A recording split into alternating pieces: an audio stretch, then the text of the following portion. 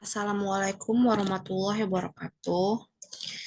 Di sini kami akan mempresentasikan hasil diskusi kami manajemen perubahan dengan studi kasus area parkir sepeda motor di Politeknik Negeri Batam. Lalu kami beranggotakan 4 orang, yaitu Nabila Bunga Saraswati, Pipin Deviani, Ridho Dava Osama, dan Tasya Mucica Saputri.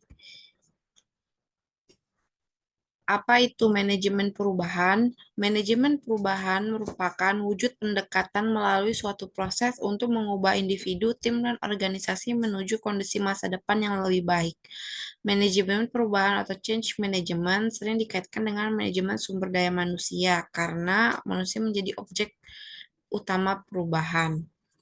Change management dalam suatu organisasi dilakukan dengan perubahan kebijakan yang sederhana hingga kebijakan yang kompleks dan berpengaruh terhadap perubahan organisasi sebagai makhluk yang dinamis.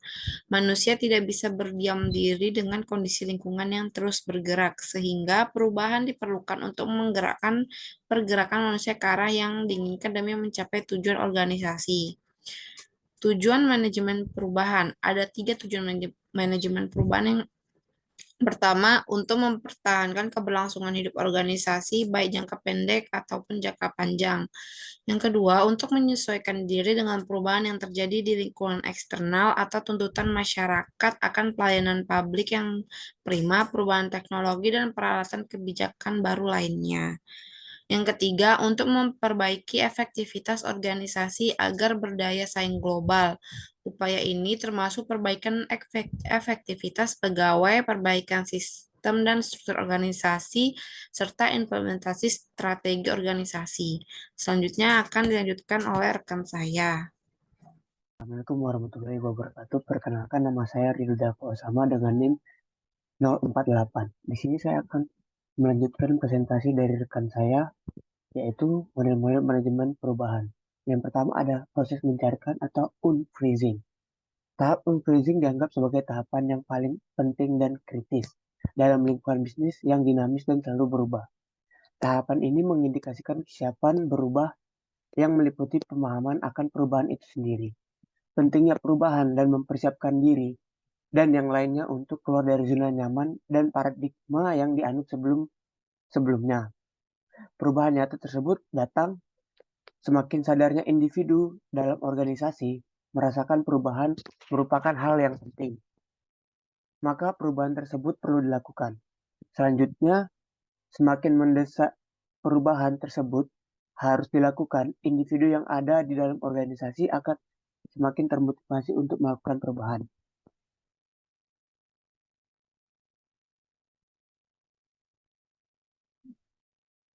Nah, selanjutnya ada tahap perubahan atau movement. Dalam tahap movement, intervensi organisasi sangat diperlukan. Campur tangan organisasi pada tahap ini meliputi struktur dan budaya organisasi. Wetzel dan Butch tahun 2000 berpendapat bahwa intervensi organisasi harus sejalan dengan struktur perusahaan. Dukungan organisasi pada tahapan ini berbentuk pelatihan, mentoring, dan mengidentifikasi bersama-sama bahwa kesalahan yang terjadi merupakan sebuah proses perubahan ke arah yang lebih baik. Yang ketiga ada tahap membekukan kembali atau refreezing, yaitu tahapan ini lebih kepada membangun stabilitas begitu perubahan telah sepenuhnya ditegakkan dan tertanam dalam individu-individu di organisasi. Di sini perubahan telah diterima secara sepenuhnya dan menjadi norma status quo yang baru untuk dijadikan standar kerja. Individu-individu pada kondisi ini membentuk hubungan baru dan sudah merasa nyaman dengan rutinitas baru mereka.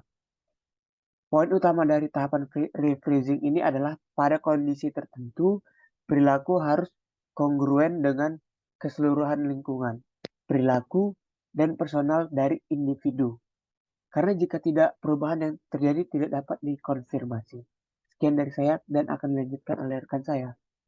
Nama saya Tasya Mucica Saputri dengan NIM 049 dari kelas ABT 5B pagi kelompok 4. Untuk selanjutnya ini ada rencana manajemen perubahan.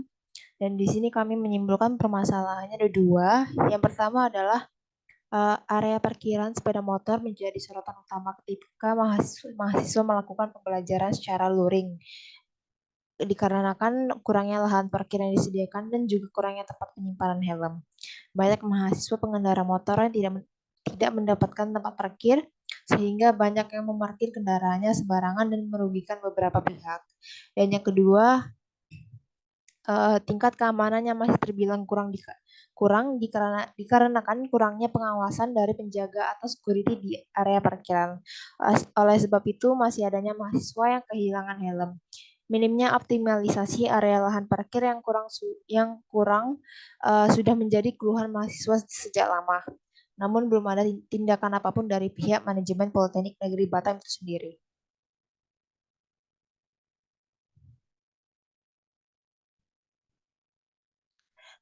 Maka dari itu, perlunya dilakukan analisis manajemen perubahan pada area lahan parkir sepeda motor Politeknik Negeri Batam. Untuk perencanaan manajemen perubahan, di sini kami menggunakan metode Lewin, yang dimana ada pertama tahap unfreezing, yang dimana perencanaan perubahannya perlu dilakukan untuk mengatasi permasalahan pada lahan parkiran sepeda motor Politeknik Negeri Batam dengan langkah awal yaitu melibatkan pihak manajemen dalam perubahan ini untuk mendengarkan keluhan-keluhan mahasiswa tentang permasalahan yang berlarut ini. Di sisi lain, rencana perubahan yang perlu dilakukan adalah dengan menambah lahan atau tempat parkiran dengan memanfaatkan lahan yang kosong, seperti di lapangan gedung Teknopreneur. Rencana perubahan yang lain adalah memperketat keamanan di area parkiran sepeda motor Politeknik Negeri Batam dengan cara petugas atau penjaga area parkiran harus selalu berada di tempat atau pos penjagaan. Baik, untuk selanjutnya akan dibahas oleh rekan saya. Terima kasih. Perkenalkan, nama saya Pipin Deviani dengan NIM 4122001044. Perencanaan manajemen perubahan selanjutnya yaitu ada tahap perubahan atau movement.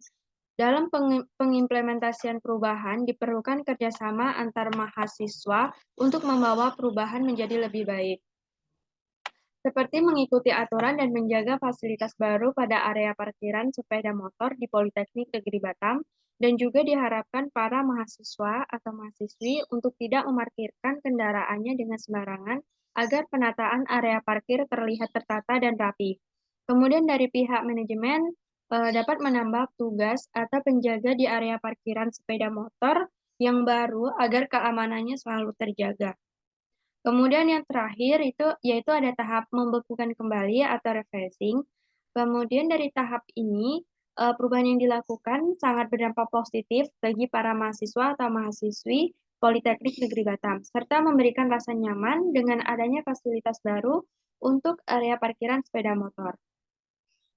Kemudian perlu juga diadakan kegiatan monitoring atau peninjauan dari perubahan yang telah dilakukan oleh pihak-pihak tertentu untuk mengetahui seberapa efektif dari perubahan yang dilakukan serta sebagai bahan evaluasi.